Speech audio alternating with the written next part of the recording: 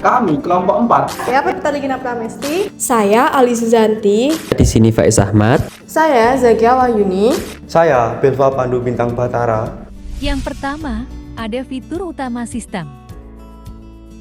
Baik, selanjutnya di sini saya akan menjelaskan beberapa fitur-fitur utama ePrints. Nah, fitur utama ePrints ini terdapat 9, yakni yang pertama, Home beranda. Fitur ini merupakan halaman utama yang pertama kali kita lihat pengguna ketika mengakses repositori. Di dalamnya terdapat informasi umum mengenai repositori serta akses menuju berbagai layanan yang tersedia. Kedua, yakni login dan create akun. Pada login ini digunakan oleh pengguna yang telah memiliki akun untuk masuk ke sistem. Sementara itu, create akun memungkinkan pengguna baru untuk mendaftar sehingga dapat mengunggah, mengelola, serta mengakses layanan tertentu sesuai hak akses yang diberikan. Lalu yang ketiga, yakni search repository. Fitur ini memungkinkan pencarian pengguna untuk menemukan dokumen atau koleksi yang dibutuhkan dengan cepat. Pengguna dapat melakukan pencarian sederhana melalui kotak pencarian maupun pencarian lanjutan berdasarkan judul, penulis, kata kunci, subjek, dan juga informasi lainnya. Keempat, yakni browse repository. Fitur ini digunakan untuk menelusuri koleksi yang tersedia dalam repository. Pengguna dapat menjelajahi dokumen berdasarkan kategori tertentu, seperti tahun terbit, subjek, divisi, maupun nama penulis. Lalu yang kelima, kelima ini merupakan latest edition. Fitur ini menampilkan dokumen atau koleksi terbaru yang ditambahkan ke dalam repository. Melalui fitur ini, pengguna dapat mengetahui informasi dan karya ilmiah terbaru tanpa harus melakukan pencarian secara manual. Lalu yang keenam, yakni about this repository. Pada about this repository ini, informasi berisi mengenai repositori seperti tujuan pembentukan, ruang lingkup koleksi, dan juga informasi pengelola repositori. Lalu yang ketujuh, yakni repositori policy. Pada bagian ini terdapat aturan dan kebijakan penggunaan repositori, termasuk hak akses pengguna, ketentuan penggunaan dokumen, serta kebijakan pengelolaan koleksi digital. Lalu yang ke-8, yakni RS Feed. Fitur RS ini memungkinkan pengguna memperoleh pemberitahuan otomatis ketika terdapat koleksi atau dokumen baru yang ditambahkan ke repositori. Lalu yang terakhir, yakni dukungan OI PMH. ePrints ini menyediakan dukungan Open Archives in Feed Protocol for Metadata Harvesting atau biasa disebut OI PMH, yang memungkinkan metadata repositori diindeks dan dipertukarkan dengan sistem lainnya. Kedua, bagaimana alur penggunaan ePrints? Cara mengunggah karya ilmiah menggunakan ePrints. ePrints sendiri merupakan sistem repositori digital yang digunakan oleh perguruan tinggi untuk menyimpan dan mengelola berbagai karya ilmiah seperti skripsi, tesis, dan disertasi. Yuk langsung saja kita mulai langkah pertama. Yang pertama, buka situs website repository ePrints melalui perangkat. Kemudian cari tulisan login yang terletak di pojok atas halaman. Lalu masuk menggunakan username dan password. Begitu berhasil masuk, halaman akan beralih ke dashboard utama. Di halaman ini langsung saja klik tombol menu bertuliskan New Item untuk memulai proses pengunggahan dokumen baru. Setelah diklik, layar akan menampilkan beberapa pilihan tipe dokumen sebanyak 18 item. Kemudian pilih tipe dokumen yang diinginkan. Karena dokumen yang akan kita masukkan adalah skripsi, silakan pilih opsi tesis. Kemudian klik tombol next di bagian bawah untuk melanjutkan. Selanjutnya, unggah file PDF dan atur privasi. Sekarang saatnya memasukkan berkas dokumen, klik choice file, lalu pilih dokumen PDF subskripsi di dalam komputer. Jika aturan kampus memilih file dipecah per bab, unggah berkas tersebut satu persatu secara berurutan. Setelah itu, isi beberapa metadata file skripsi. Apabila muncul ikon bintang, wajib diisi, dan jika tidak ada, opsional atau tidak usah diisi. Untuk opsi visible to digunakan untuk membatasi akses antara staf dan pengguna. Kalian dapat milih untuk bagian cover dan abstrak, pilih anyone supaya bisa dibaca oleh publik, namun khusus untuk bagian isi, seperti bab pembahasan atau data yang sensitif, ubah pengaturannya menjadi repository staff only agar berkas tersebut terkunci dan aman dari plagiarisme. Jika semua file sudah diatur, klik update metadata dan next. Baik, selanjutnya yakni langkah mengenai pengisian metadata pada file skripsi. Nah, pada halaman ini seluruh identitas skripsi wajib diisi dengan lengkap seperti pada salin judul di kolom title dan teks abstrak ke kolom abstrak. Nah, untuk bagian creators atau penulis ini, ketik nama belakang di kolom family name dan nama depan di kolom gift name, serta masukkan emailnya. Nah, terakhir, gulir ke bawah untuk mengisi detail publikasi seperti status, tahun terbit, tipe, institusi, nama departemen, lalu klik next. Selanjutnya, yakni pada pilih kategori ilmu atau subjeknya. Nah, di sini pilih tema kategori yang cocok dengan topik penelitiannya. Misalnya, pada penelitian tersebut ini membahas mengenai tentang pendidikan. Jadi, nanti cari kategori mengenai education, lalu klik namanya, lalu klik tekan tombol add agar kategori tersebut tersimpan. Setelah itu, klik next untuk tahap selanjutnya. Langkah terakhir, periksa sekali lagi untuk memastikan semua data yang diisi sudah benar. Jika sudah yakin aman, langsung saja klik tombol deposit item now. Selanjutnya, klik move to repository, kemudian muncul URL dari file skripsi yang diunggah. Saat mengakses URL, dapat melihat file skripsi yang diunggah. Namun, jika file skripsi yang diupload hanya untuk staf repository, maka pengguna tidak akan bisa melihat file skripsi. Berdasarkan langkah-langkah yang telah dilakukan, Eprints memudahkan pengelolaan dan penyimpanan karya ilmiah secara digital. Langkah-langkah ini memberikan pemahaman mengenai tahapan deposit karya ilmiah ke repositori institusi secara sistematis dan sesuai dengan standar pengelolaan repositori digital.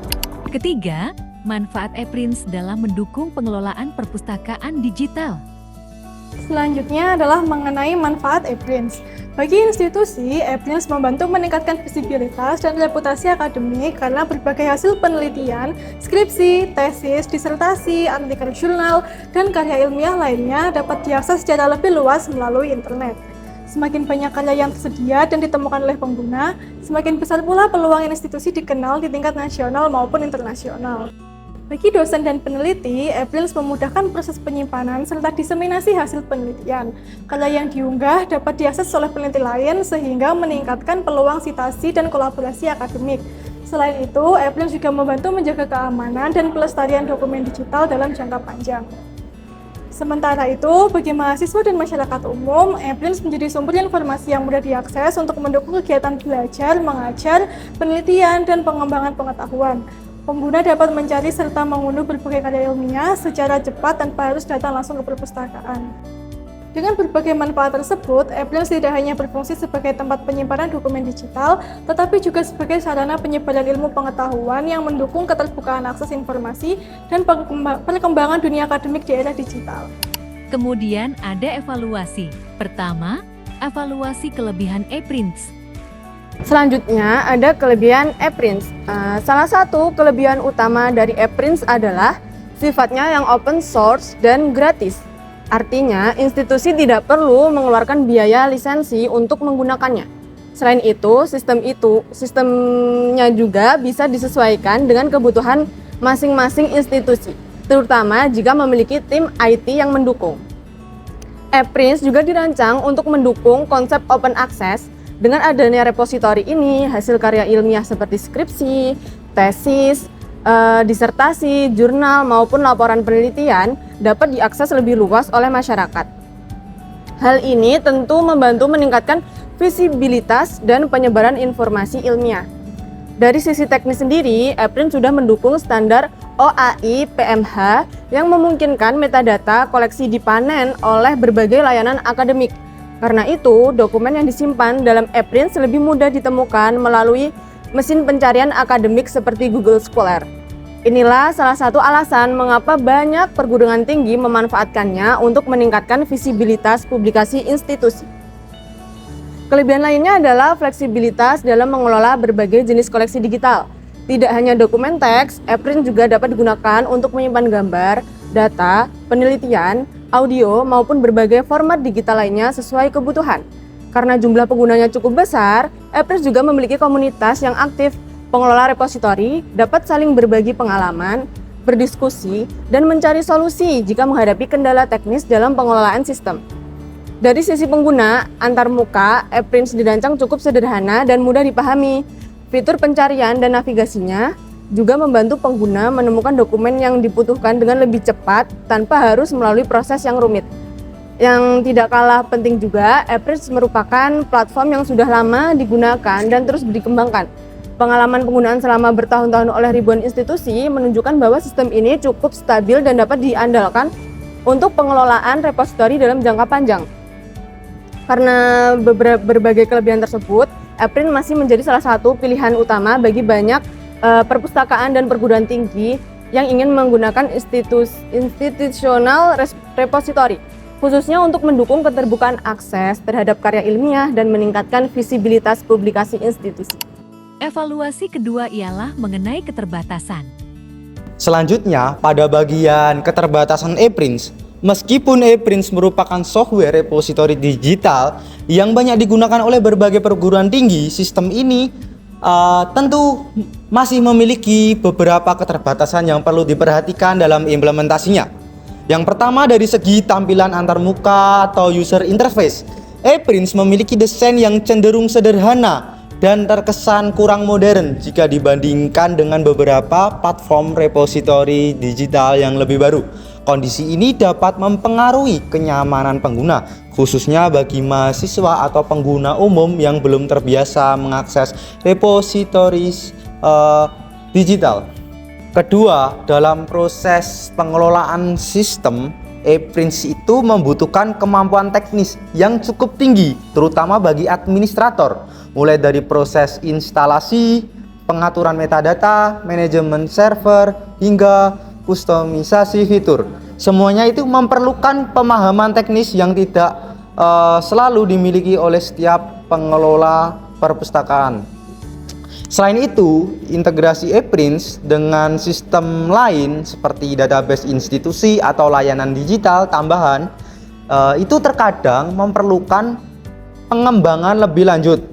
Nah, hal ini tuh membuat institusi perlu menyiapkan dukungan teknis tambahan agar sistem dapat berjalan secara optimal.